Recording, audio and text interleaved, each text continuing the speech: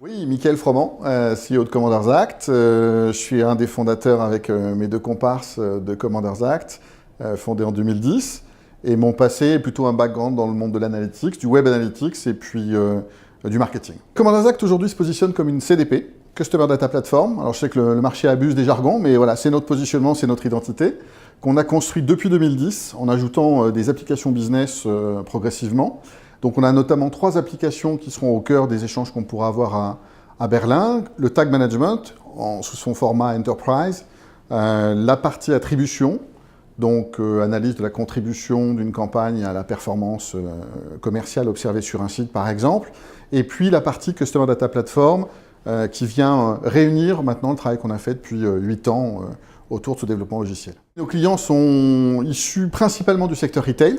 On a plus d'un tiers de nos clients qui viennent du monde du retail, toutes catégories confondues, aussi bien grande distribution que distribution spécialisée, beaucoup dans la mode et l'habillement. Ensuite, on a 15-17% qui sont dans le monde de la banque, finance et assurance. Un secteur d'activité qui est aussi touché énormément par la transformation digitale, comme la partie retail. Donc, c'est des comptes avec lesquels on travaille beaucoup pour les aider à se déployer plus vite sur ces nouveaux sujets.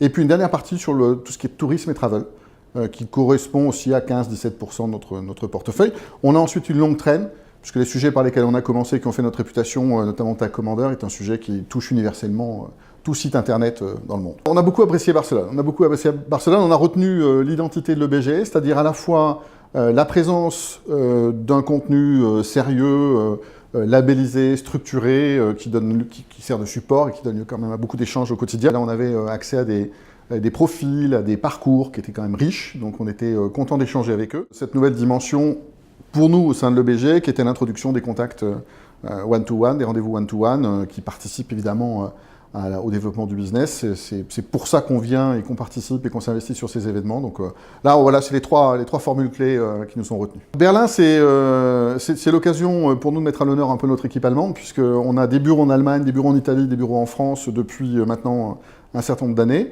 C'est un gros investissement sur l'Allemagne. L'Allemagne n'est pas un marché simple pour la plupart des éditeurs logiciels dans le domaine du marketing. Et on a une très belle progression, une très belle présence sur place. Donc c'est l'occasion de venir travailler ces sujets-là avec nos équipes, avec nos clients.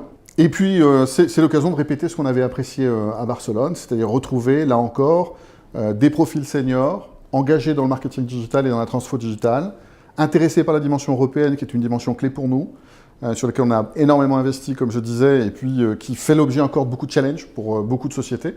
Et donc d'être capable de, je dirais, accompagner ces clients français dont l'activité se déploie sur l'Europe et qui ont besoin de trouver des relais locaux aussi, travaillant avec des solutions identiques.